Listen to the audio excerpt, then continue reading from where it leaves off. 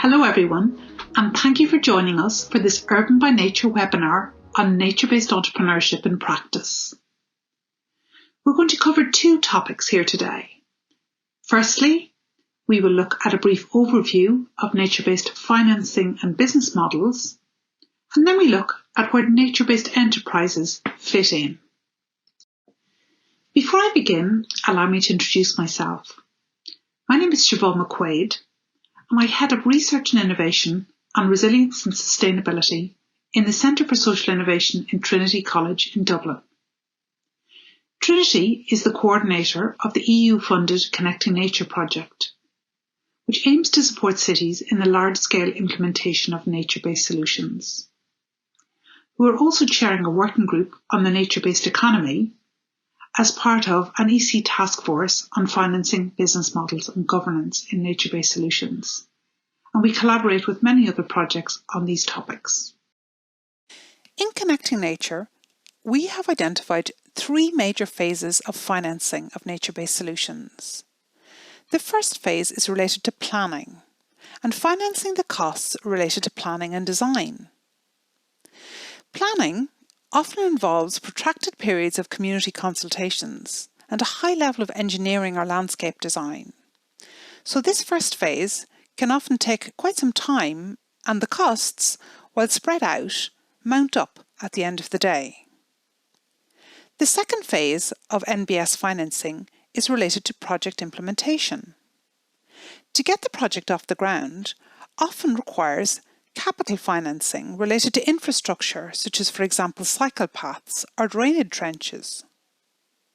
The third phase of NBS financing is perhaps the most important in the long term. This third phase is related to financing the ongoing costs of operating and maintaining a nature-based solution. In this webinar, we will spend some time looking at how to build sustainable business models for nature-based solutions. In Connecting Nature, we co-created with our three frontrunner cities a business model canvas tool specifically designed to help bring together different departments across cities and different stakeholders from outside to plan for the implementation of nature-based solutions. In this slide, you can see an overview of the business model canvas tool that we developed. This begins by addressing the business model for sustainability. So where to start? In the middle. There are three main elements to any business model canvas. The value proposition, which is at the starting point, is at the very centre. That simply means, what is it that stakeholders want and need? Or even more simply, what are the benefits from nature-based solutions? It is important to take into account not just the immediate benefits, but all the possible co-benefits. So if we think about an urban park, for example, these benefits may include increased health and well-being of citizens in the surrounding area, economic opportunities for local businesses, or increased environmental benefits such as reduced air pollution, which may apply at a much larger scale. All benefits should be considered. And then we look on the left at what kind of activities and resources are needed to maximise these benefits. So, for example, can a park deliver nature-based therapies to increase the benefits from health and well-being? Or is there a mechanism in place to support sustainable food production or tourism in harmony with nature? So what kind of activities and resources need to be put in place in order to optimise those benefits identified under the value proposition? The next thing we look at on the right of the value proposition is who is going to benefit from these kind of activities, and what partners do we need to engage with to make sure these kinds of activities can be delivered in practice. Again, if we consider the example of an urban park, who can deliver forest therapies or organise walking trails? We highlight the importance of a collaborative governance structure for nature-based solutions. How can the end beneficiaries and key stakeholders and partners be involved in the governance structure of a nature-based solution? How can ownership be shared between parks departments or public sector departments, for example, and community groups or local businesses? Finally, at the very bottom, we look at costs and potential revenue streams. Interestingly, with nature-based solutions, there are often opportunities to reduce costs through approaches such as permaculture, through the use of sensors, or through collaborating with volunteer movements. Finally, the very last thing we look at in the bottom right-hand corner is probably the most important, and it's how do we capture value, or how do we turn value into sustainable sources of income? And by working our way through the business model, we've seen that our cities have started to uncover additional sources of income associated with different benefits, which haven't really been considered fully before. This has varied from new business collaborations in education and tourism to philanthropic and business funding for environmental or health benefits. For a much more detailed example and guide to the business model canvas, we encourage you to visit our website, and you can download this guidebook to the Nature-Based Solutions Business Model Canvas.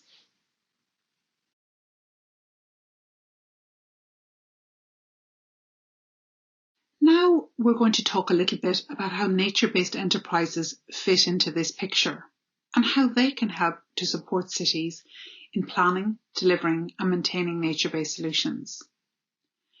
As you can see from the graph on the right of this slide, the number of new nature-based enterprises starting up in recent years is increasing exponentially. And why are we seeing such an increase in the number of startups in this area? Well, quite simply, they're responding to increased market demand. In recent years, the concept of nature-based solutions has become increasingly mainstream. The UN, the EC, and global bodies like the International Union for the Conservation of Nature have all inserted nature-based solutions into their policies to address climate change and biodiversity loss in recent years. And it's not just at policy level and at public level.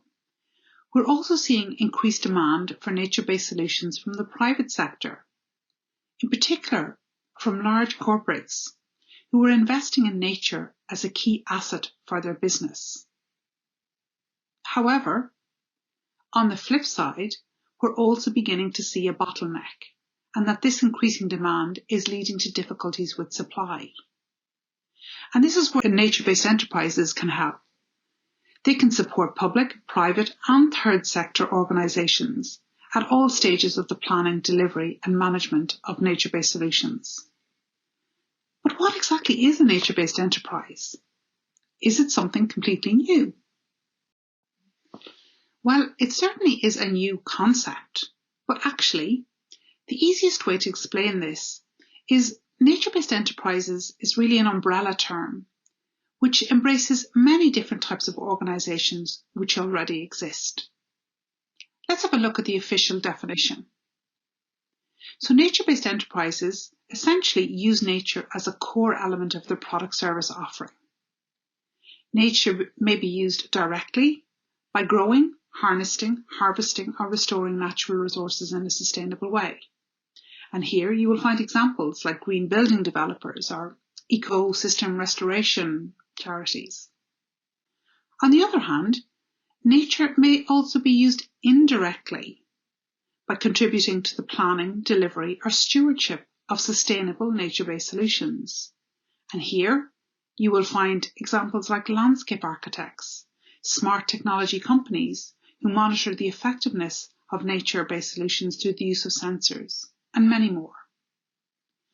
What's probably most important is that nature-based enterprises support climate change and biodiversity policy, and they generate benefits for local economies, for communities, and the wider environment. You'll find much more information and guidebooks and research publications on our website. But to start, have a look at this video where we meet a number of nature-based enterprises from across Europe. So where do nature-based enterprises fit into the three phases of delivery of nature-based solutions that we saw earlier? Well, as you can see here, they can play a role right across all three phases, from landscape architects involved at planning, to specialised contractors involved at delivery, to social enterprises or community enterprises often engaged in stewardship.